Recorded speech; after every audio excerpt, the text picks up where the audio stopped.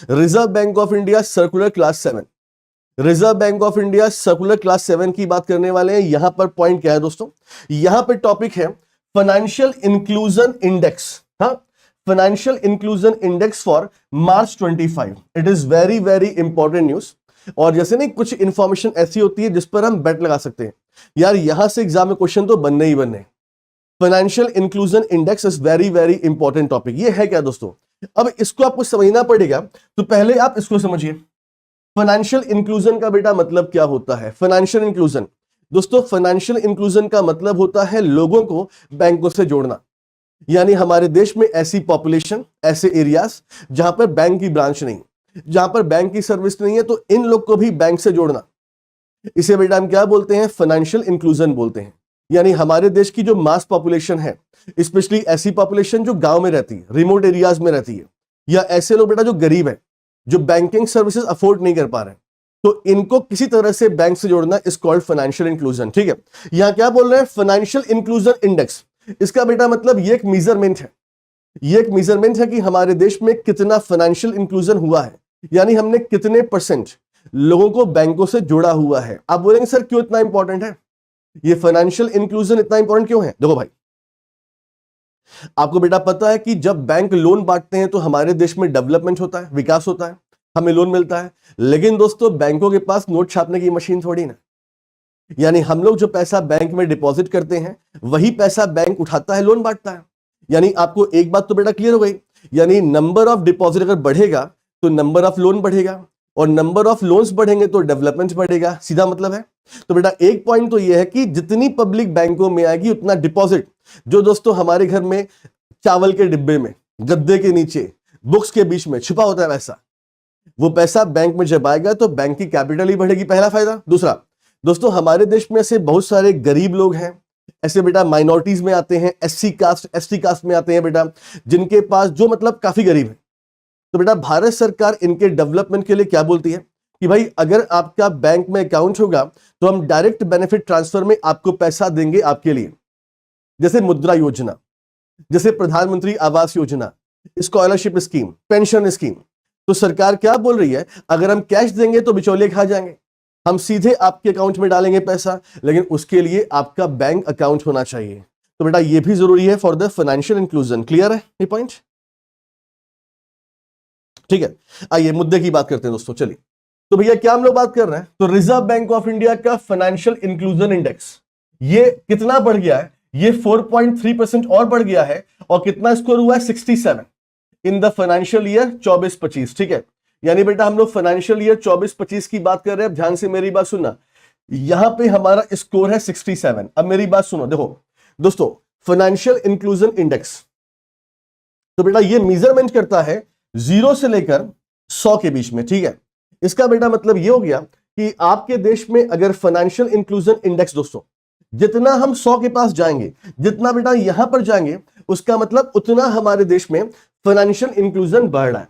तो बेटा ये इस समय 67 पहुंच गया है स्कोर, ये देख लीजिएगा। ठीक है, अब पूरी इंफॉर्मेशन क्या है दोस्तों, यहां पर देखो कैसे हम पढ़ेंगे। देखो, the reserve bank of India financial inclusion index which measure the depth and the reaches of the financial inclusion, मतलब banking services across the country rose by 4.3%। तो ये 4.3% बढ़ गया है इन द फाइनेंशियल ईयर 24-25। ठीक है, तो ये फाइनेंशियल ईयर 24-25 तक ये 4.3% बढ़ गया। अब कैसे बढ़ा दोस्तों, वो देख लो यहां पे, देखो the index value increase from the 64.2 in the March 24 to 67 in the March 25। ठीक है, अब दोस्तों यहां पर आपको दो डेटा मिल रहा है, क्या क्या मिल रहा है, पहला कि 31 मार्च 24 तक हमारे देश में फाइनेंशियल इंक्लूजन था कितना, 64.2 था। ठीक, अब दोस्तों क्या बोल रहे हैं, ये अब 31 मार्च, अगर हम 25 की बात करें तो हमारा जो ये इंडेक्स है बेटा ये 67 हो गया है। तो गाइस कहने का मतलब एक साल में हमारा इतना बढ़ा है, जिसे हम क्या बोल रहे हैं कि ये 4.3% बढ़ गया। It is very very important news, इसीलिए मैं आपको सब कुछ समझा रहा हूं अच्छे से। तो ये पॉइंट बेटा पढ़ लेना आप लोग। अब यहां पे क्या लिखा हुआ है कि एक्सेस, ये सब छोड़ो भी, तो मैं जो डेटा आपको बता रहा हूं पहले वो पढ़ लो। ठीक है, आगे बढ़िए, नेक्स्ट इंफॉर्मेशन क्या देखिए। अब नेक्स्ट इंफॉर्मेशन क्या है वो देखिए यहां पे,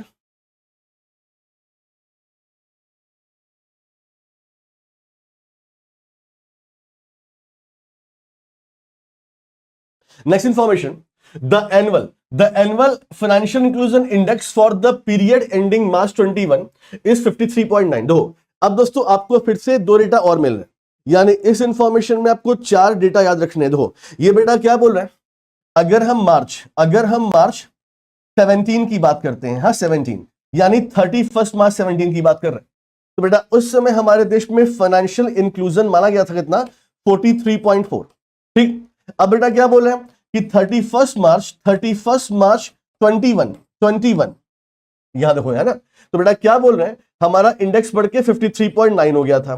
तो ये आपको बैकग्राउंड की इंफॉर्मेशन दे रहे, यानी पहले 31 मार्च 17, 31 मार्च 21, फिर दोस्तों यहां पे देखो 31 मार्च 24 एंड देन 31 मार्च 25। ठीक है, ये यहां हो गया, ये हो गया बेटा और ये हो गया। ठीक है, देख लो, तो ये आपको 4 डेटा याद करना पड़ेगा। ये रिजर्व बैंक का सर्कुलर है बेटा, क्वेश्चन कहीं से बन सकता है, and financial inclusion is very very hot topic, तो आपको ऐसे पढ़ना है। ठीक है, आगे देखो, अब यहां पर आपको थोड़ा सा स्टडी पॉइंट की बात कर रहे हैं, लेकिन आपको यह भी ध्यान देना है। सो गाइस आपके एग्जाम में क्वेश्चन क्या बनेगा कि फाइनेंशियल इंक्लूजन इंडेक्स हमारे देश में कब लॉन्च हुआ था, तो बेटा ये स्टार्ट हुआ था अगस्त 21 से स्टार्ट हुआ था। आप बोलेंगे सर ये अगस्त 21 से स्टार्ट हुआ है, तो फिर आप 17 कैसे पढ़ा दे रहे हो 17, तो बेटा ये रिजर्व बैंक ऑफ इंडिया ने एज्यूम किया हुआ एग्जैक्टली में। तो हाँ सही बोल रहे हो, फाइनेंशियल इंक्लूजन इंडेक्स इसकी स्टार्टिंग में 21 से हुई है, लेकिन रिजर्व बैंक ऑफ इंडिया एक थोड़ा बेस मानता है कि 17 में इतना रहा होगा। तो भैया ये आपका एजम्पशन वाला पॉइंट है, लेकिन चूंकि रिजर्व बैंक ने माना हुआ है तो ये आपको याद करना पड़ेगा। ठीक है, देखो यहां पे फिर से एक बार, ये कब दोस्तों स्टार्ट हुआ है। अब भाई लोग जो फाइनेंशियल इंक्लूजन इंडेक्स है, तो बेटा जो ये नंबर सब निकालते हैं, स्कोर निकालते हैं, कैसे निकालते हैं, तो बेटा इसमें 3 पैरामीटर यूज हम करते हैं। 3 पैरामीटर, पहला एक्सेस, कि पब्लिक के पास बैंकिंग सर्विस का एक्सेस है कि नहीं है, पब्लिक यूज कर रही कि नहीं कर रही है, और क्वालिटी क्या है सर्विस की दोस्तों। तो बेटा ये आपको नाम याद करना पड़ेगा, और इनका वेटेज क्या है दोस्तों ये भी याद करना पड़ेगा। एक्सेस का वेटेज है 35%, यूसेज का वेटेज है 45% एंड क्वालिटी का 20% है। हमारे एग्जाम में पहले भी यहां से क्वेश्चन बन चुका है, तो इसे हल्के मत लेना।